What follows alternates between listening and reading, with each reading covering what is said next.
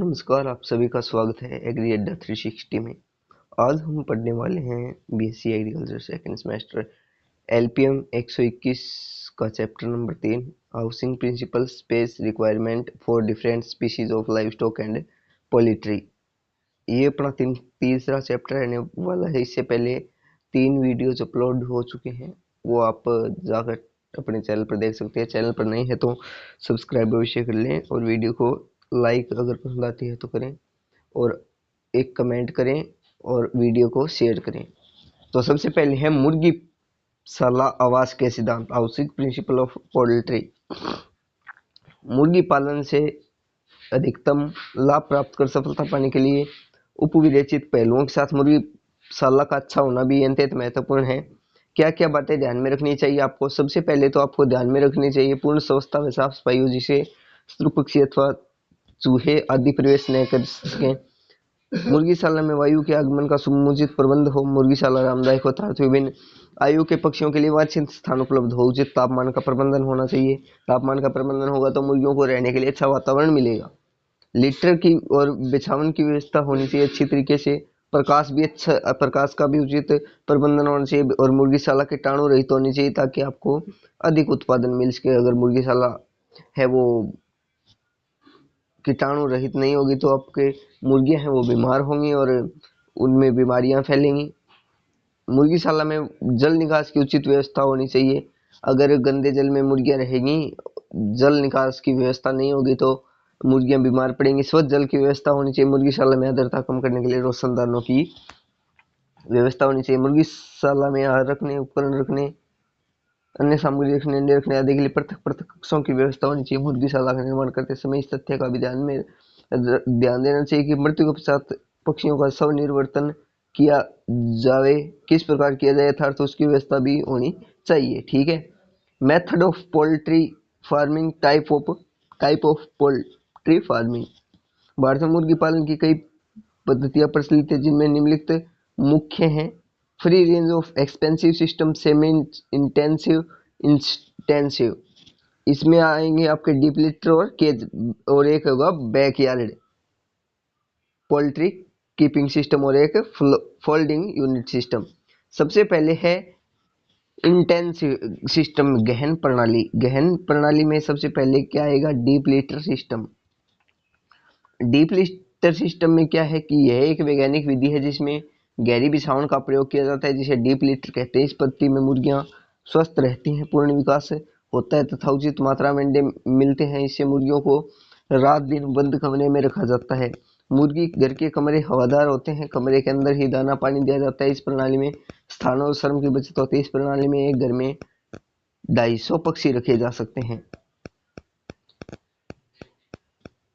इसके बिछावन के लिए सूखी घास, धान का भूसा, लकड़ी का बुरादा, मक्का, मूंगफली का छिलका, बिनोला आदि उपयोग में लाए जाते हैं। इस बिछावन की मोटाई 3 से शुरू होकर 5 से 6 इंच से बढ़ाते हैं। लीटर में मुर्गियों के लोटपोट करने से गर्मी के दिनों में ठंडक मिलती है, क्योंकि लीटर का तापमान एक मौसम से दूसरे मौसम में बदलते रहते हैं। इसमें जीवाणु कार्यरत रहते हैं तथा रासायनिक परिवर्तन होते रहते हैं, जिससे विटामिन B12 बनता है, जो मुर्गियों को दाने में इस विटामिन की कमी को पूरा करता है। इस बिछावन के गर्मी की में ऊपर की सतह पर 24 डिग्री सेल्सियस तापमान रहता है तथा इसके 5 इंच गहराई में 11 डिग्री सेल्सियस तापमान हो जाता है। इस प्रकार ऊपर और नीचे के ताप में 13 डिग्री सेल्सियस तापमान है, उसका अंतर रहता है। तापमान का ऊपर नीचे रहना बहुत जरूरी है। तापमान बदलते रहने से अच्छा होता है। आपके गर्मी के दिनों में डीप लीटर घर का तापमान 40 डिग्री सेल्सियस हो जाता है, जो बाह्य परजीवियों था उनके अंडों को मारने में सहायक होता है। इनके घरों में 10 वीक तक पाले गए चूजे कोक्सीडियोसिस बीमारी से सुरक्षित हो जाते हैं। मुर्गियां स्वस्थ रहकर अच्छी प्रकार विकसित होती है तथा मृत्यु दर कम होती है। इसके बिछावन को 12 महीने में बदल देने की जरूरत होती है, क्योंकि बिछावन है उसमें गंदगी हो जाती है। पुराने बिछावन को निकाल कर फेंकना नहीं चाहिए, क्योंकि वह सर्वोत्तम खाद के रूप में बदल जाता है। इसके खाद में गोबर के खाद से 3 गुना अधिक नाइट्रोजन, 10 गुना से अधिक फास्फोरस, 4 गुना से अधिक पोटास होता है। इसके लाभ क्या है? इसके लाभ है कीट व रोगों से सुरक्षा, उचित वृद्धि व विकास, कम स्थान की आवश्यकता, बुरी आदतों से बचाव, श्रमिक की कम आवश्यकता, पोषक तत्वों की उपलब्धता और स्वच्छ अंडे की प्राप्ति, खाद की प्राप्ति, मृत्यु दर में कमी, सुरक्षा। अब इसको डिटेल के साथ पढ़ते हैं।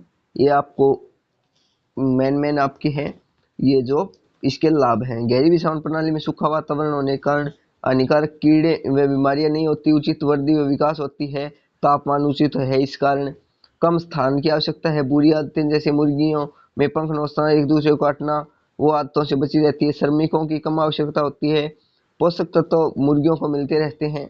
मुर्गियां जो गहरी बिछावन प्रणाली में पोषक तत्व विटामिन है वो चूगती रहती हैं। अंडे की भी स्वच्छ प्रकार से प्राप्ति होती है। खाद की नाइट्रोजन की, फास्फोरस की, पोटास की। नाइट्रोजन 3%, फास्फोरस 2% और पोटास 2% तक होती है। मृत्यु दर में कमी आती है। सुरक्षा, इससे जंगली पशुओं और मुर्गियों के अन्य स्तरों से मुर्गी की रक्षा होती है, जबकि इस पत्ती में दीवार में मजबूत तार की जालियां लगी रहती है, जिससे मुर्गियां सुरक्षित रहती हैं। डिसएडवांटेज, सूर्य का प्रकाश न मिलने से पक्षियों में विटामिन डी की कमी हो जाती है। विस्टा बीट में उपस्थित जीवाणु और परजीवी यो पक्षियों द्वारा खाने से पुनः उनके शरीर में पहुंच जाते हैं। शीतोष्ण जलवायु में इसको अपनाने में खर्च अधिक होता है। सेकंड है आपका केज सिस्टम। मुर्गियों को पिंजरे में पालने के तरीकों को केज सिस्टम कहते हैं। इस प्रणाली में पिंजरे को मकान की छत से लटका दिया जाता है या किसी ऊंचे स्तंभ पर रख दिया जाता है। ये पिंजरे बहुमंजिले होते हैं, जैसे 2 मंजिले और 3 मंजिले। इन पिंजरों में एक मुर्गी के लिए करीब 1 वर्ग फुट जगह की जरूरत होती है। इसके लिए मकान की छत मजबूत स्तंभ पर होनी चाहिए। मकान में रोशनी एवं हवा आने जाने के लिए उत्तम प्रबंधन होना चाहिए मुर्गी की, जिससे बीट है वो शीघ्रता से सूख जाए। मुर्गियों को पालने के लिए पिंजरा प्रणाली का प्रचलन सर्वप्रथम अमेरिका में हुआ, इसके बाद यूरोप के अन्य देशों में फैला और अब हमारे इंडिया में भी पिंजरा प्रणाली का प्रचलन बहुत अधिक है। जैसे छत्तीसगढ़, महाराष्ट्र, गुजरात आदि यह प्रणाली विदेशों में अधिक प्रचलित है। यह एक व्यापारिक पद्धति है। इन पिंजरों में अधिक अंडे देने वाली मुर्गियों की नस्लें पाई जाती हैं। इस प्रणाली में मुर्गियों को निम्नलिखित पद्धतियों में पाला जाता है: flat deck, step, double deck, triple deck, high riser house और कैलिफोर्निया टाइप में। फ्लैट डेक में क्या होता है? फ्लैट डेक में पिंजरा प्रणाली है जिसमें 5 से 7 मुर्गियां पाली जाती हैं। इस पिंजरे को स्तंभों या मकान की छत पर लटका दिया जाता है। पिंजरे के नीचे फर्श पर 2 से 3 इंच मोटा डिप्लीटर अर्थात भूसी, कुन्नी, कुट्टी इत्यादि सूखा हुआ बिछा दिया जाता है, जिस पर मुर्गियों का बीट गिरता रहता है और सूखता रहता है। बीटों के ऊपर चूना भी डाला जाता है। इस लीटर को 6 महीने में बदल दिया जाता है और उस लीटर को खाद के रूप में खेतों में डाला जाता है। डबल डेक में यह 2 मंजिला पिंजरा है, जिसके प्रत्येक मंजिल के नीचे एक ट्रे लगा रहता है, जिसमें मुर्गियों का बीट है वो गिरता रहता है और जमा होता रहता है। इसकी सफाई 2 से 3 दिन में की जाती है, क्योंकि बीट जमा होने से अधिक गंध होती रहती है। ट्रिपल डेक है, यह 3 मंजिल होता है। इसके प्रत्येक मंजिल के नीचे एक ट्रे होता है, जिसमें मुर्गियों के बीट गिरते हैं तथा जमा होते हैं। बिट्टों के जमा होने से उससे दुर्गंध आती है, इसलिए अब इसकी बार बार सफाई करनी पड़ती है। इससे पिंजरे को मकान के स्तंभों पर लटका दिया जाता है। हाई राइजर में मुर्गी का घर जो ऊंचे स्थानों पर अर्थात पहाड़ी इलाकों में बनाया जाता है। कैलिफोर्निया टाइप में 10 मुर्गियां पाली जाती हैं और घर के चारों ओर तार की जाली लगाई जाती है। सतह पक्की होती है और छत को एस्बेस्ट से ढका जाता है। तार की जाली पर सर्दी, गर्मी, आंधी, तूफान आदि से बचने के लिए पर्दे भी लगा दिए जाते हैं। केज सिस्टम के लाभ क्या है? सफाई, मुर्गियों की बीट व गंदगी तारों में से निकलकर पिंजरे के नीचे चली जाती है। कम स्थान की आवश्यकता होती है। कीड़ों से भी सुरक्षा हो जाती है। कम श्रम की आवश्यकता भी होती है। आहार की बचत होती है। डीप लीटर प्रणाली की तुलना में प्रति मुर्गी 40 ग्राम आहार की बचत होती है। अधिक उत्पादन, पिंजरा प्रणाली में प्रत्येक पिंजरे से अंडा प्राप्त करना सुगम होता है। अंडा जाली से बाहर लुढ़क कर आ जाता है, जिससे मुर्गियां नुकसान नहीं पहुंचा सकती। इस प्रकार अधिक उत्पादन की प्राप्ति होती है। स्वच्छ उत्पादन, अंडे बीट व आहार की गंदगी से मुक्त रहते हैं, जिससे स्वच्छ अंडों का उत्पादन होता है। डिसएडवांटेज ऑफ केज सिस्टम, अधिक व्यय, इस प्रणाली में तार की जाली बननी पड़ती है। साथ ही पक्का घर भी बनवाने की आवश्यकता होती है, जिसके बनवाने के लिए शुरू में ही अधिक धन की आवश्यकता होती है। मौसम का दुष्प्रभाव भी पड़ता है। अंडों का नुकसान होता है। विटामिन की कमी और कमजोर मुर्गियां जैसे मुर्गियों में पक्षाघात और लकवा की बीमारियां भी आ जाती हैं इस सिस्टम से, एक ही स्थान पर बैठे रहने से और व्यायाम न होने से। पशुशाला आवास प्रणालियां, पशुशाला मुख्यतः 2 प्रकार से तैयार की जाती है: क्लोज हाउसिंग और ओपन हाउसिंग। क्लोज हाउसिंग में इसमें पशुओं को बांध कर रखा जाता है। सभी मकान बंद होते हैं तथा व्यायाम के लिए उचित स्थान देना चाहिए। इस प्रकार के घर बनाते समय पशुओं को उचित स्थान देना आवश्यक है। स्थान की आवश्यकता पशु के आकार, उम्र और लिंग पर निर्भर करती है।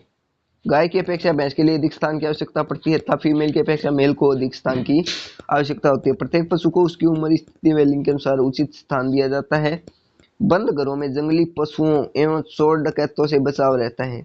ठीक है, ये इसका एडवांटेज है। क्लोज हाउसिंग सिस्टम ठंडे क्षेत्रों के लिए उपयुक्त है। इन घरों में पशुओं को बांधकर रखने से आपसी टकराव से बचाया जा सकता है।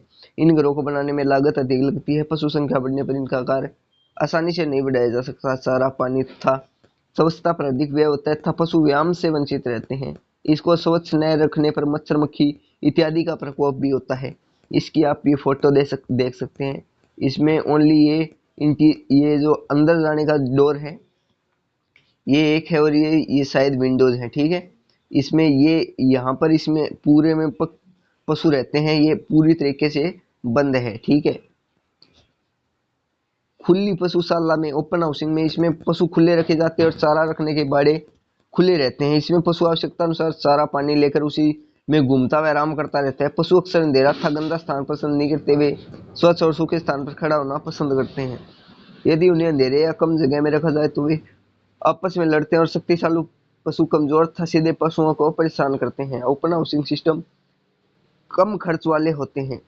इनकी छत लकड़ी, एस्बेस्टॉस या टिन की बनाई जाती है। एक तरफ की दीवार के स्थान पर जगह जगह खंभे बना दिए जाते हैं। इस प्रकार के घर वहां बनाए जाते हैं जहाँ चारागाह उपलब्ध होते हैं। पीछे की तरफ दीवार पर 30% का ढाल देकर छत बनाई जाती है। बीच में छाया के लिए घनी छाया वाला वृक्ष लगा दिया जाता है जिससे धूप व वर्षा से बचाव किया जा सकता है। प्रत्येक बाड़ी में पानी का टैंक होता है जिसे हर समय स्वच्छ पानी से भर दिया जाता है। चारा खिलाने के लिए एक लंबी नाली बना दी जाती है जिसमें सभी पशुओं को एक साथ चारा दिया जाता है। फर्श के खड़े होने वाले हिस्से में एक तरफ ढलान रखा जाता है जिससे सफाई करने में आसानी होती है। इससे पशुओं को खुला रखा जाता है तथा धोने के समय ही बांधते हैं। दाना धोते समय दिया जाता है। इस प्रकार के घरों में जगह कम पड़ने पर इनका आकार आसानी से बढ़ाया जा सकता है। इन घरों में पशुओं को चारा खिलाने में, पानी पिलाने में कम खर्च होता है। पशु स्वतंत्र महसूस करते हैं। कमियां क्या है? इन घरों में जंगली जानवरों का प्रवेश हो सकता है। वह जो चारे व पानी को दूषित कर बीमारी फैलाते हैं। वातावरण का प्रभाव पशुओं पर अधिक पड़ता है। ये अत्यधिक ठंडे वाले क्षेत्रों के लिए अनुपयुक्त होते हैं। आगे है पशु पालने की विधियां। पशुओं को निम्नलिखित 3 विधियों में पाला जाता है। पशुओं को खुले बाड़े में पालना। इस विधि में खुले मैदान या चारागाहों में पालते हैं। इन्हीं मैदानी चारागाहों में ही पशुओं से संबंधित समस्त क्रियाओं को किया जाता है। यह विधि सस्ती होती है। दुग्धशाला। इस विधि में पशुओं को पशुशाला में रखा जाता है लेकिन पशुओं का दूध एक विशेष कक्ष में निकाला जाता है जिसे दुग्धशाला कहते हैं। पशुशाला। इस विधि में गायें पशुशाला में ही छोड़ी जाती हैं जहाँ पर पशुओं को चारा खिलाना, दूध निकालना एवं अन्य समस्त क्रियाओं को संपादित एक ही जगह पर किया जाता है। पशुशाला विधि के प्रकार कौन कौन से हैं? 2 प्रकार हैं, सिंगल रो, डबल रो। जब पशुओं की संख्या कम होती है सिंगल रो शेड बनाई जाती है जिसमें 15 से 20 पशुओं के लिए इस प्रकार की पशुशाला उपयुक्त होती है। इस प्रकार की पशुशाला की चौड़ाई 6.5 मीटर होती है। इसमें 120 सेंटीमीटर की दीवार से लगी हुई गली होती है जहाँ से नांद में चारा व दाना डालते हैं। इसके बाद 2.5 फीट चौड़ी नांदे तथा इनके पीछे पशुओं के खड़े होने के स्थान की चौड़ाई 165 सेंटीमीटर तथा 60 सेंटीमीटर चौड़ी नाली तथा अंत में दूध आदि ले जाने के लिए 120 सेंटीमीटर चौड़ा रास्ता बनाया जाता है। डबल रो में पशुओं की संख्या अधिक होने पर डबल रो शेड बनाई जाती है। इस पशुशाला में 2 कतारों में पशु बांधे जाते हैं। 80 से 100 पशुओं को आधी संख्या के अनुसार 2 कतारों में बांधा जाता है। डबल रो शेड में पशुओं को 2 प्रकार के विन्यास से रखा जाता है, फेस टू फेस और टेल टू टेल। पूंछ प्रणाली और मुंह प्रणाली। फेस से फेस में पशुओं को इस प्रकार बांधा जाता है कि उनके मुंह है वो आमने सामने रहे। मुंह आमने सामने होने के कारण इस विधि को फेस टू फेस सिस्टम कहते हैं। इसकी चौड़ाई लगभग 31 फीट और लंबाई 102 फीट होती है। यदि स्थान की कमी होती है तो दोनों ओर के रास्तों की चौड़ाई कमी की जा सकती है। इसमें प्रत्येक पशु के लिए 4 फीट चौड़ा स्थान देते हैं। ये इसका स्थान देख सकते हैं, गायों के खड़े होने का स्थान और चारा डालने का, और ये गायों के खड़े होने का। ये ऐसा सिस्टम है। इसके मेरिट्स क्या है, लाभ क्या है? कम समय में दोनों कतारों के पशुओं का चारा दाना डाला जा सकता है। टेल टू टेल सिस्टम की अपेक्षा इस विन्यास में कुछ कम स्थान की आवश्यकता होती है। दूध पशुओं का दूध निकालते समय कतार के बाहरी हिस्से से अधिक रोशनी उपलब्ध होती रहती है। हानियां क्या है? फेस टू फेस होने के कारण सांसों से होने वाली बीमारियां है वो स्वस्थ पशुओं को भी रोगी बना सकती है। गोबर एवं पेशाब के छिंटों से बाहर की दीवारें खराब होती है। दूध निकालते समय ग्वालों पर एक बार में सामूहिक निगाह नहीं रखा जा सकती। पशुशाला की पूर्ण सफाई करने में अधिक समय लगता है। पशुओं को स्वच्छ वायु एवं सूर्य का प्रकाश सम्मुख भाग में उचित रूप से नहीं मिल पाता है। आगे है टेल टू टेल। इसमें क्या है? पशुशाला बड़े व्यावसायिक डेयरी फार्मों पर विशेष रूप से अपनाई जाती है। यह प्रणाली काफी हद तक एकल कतार प्रणाली से मिलती जुलती है। अंतर केवल इतना होता है कि इसमें दो कतारों में अधिक संख्या में पशुओं को विपरीत दिशा में पीट करके बांधे जाते हैं। जैसे ये है चारा रखने की, इसमें गाय खड़े होते हैं, इसमें दूध दूहने का रास्ता, और ये गाय के खड़े होने का मतलब मुंह इस साइड है, इस गाय का इस साइड होगा, और इस गाय का ये इस साइड होगा, और ये इस साइड होगा, और पूंछ है इनकी आमने सामने होगी। ठीक है। इसके क्या लाभ है? पशुओं के आमने सामने न होने के कारण संक्रामक बीमारी फैलने का भय नहीं रहता। पशुओं के सम्मुख भाग खुले होने के कारण उन्हें हमेशा स्वच्छ वायु मिलती है, सूर्य की रोशनी भी मिलती है। पशुशाला की केंद्रीय नालियां और फर्श की सफाई करने में बहुत समय कम लगता है। पशु के पिछले धड़ में यदि चोट या कोई लक्षण होता है तो वह केंद्रीय मार्ग से तुरंत दिखाई दे जाता है। एक ही समय में केंद्रीय मार्ग पर खड़े होकर दोनों कतारों में कार्य कर रहे काफी ग्वालों पर आसानी से निगाह रखी जा सकती है।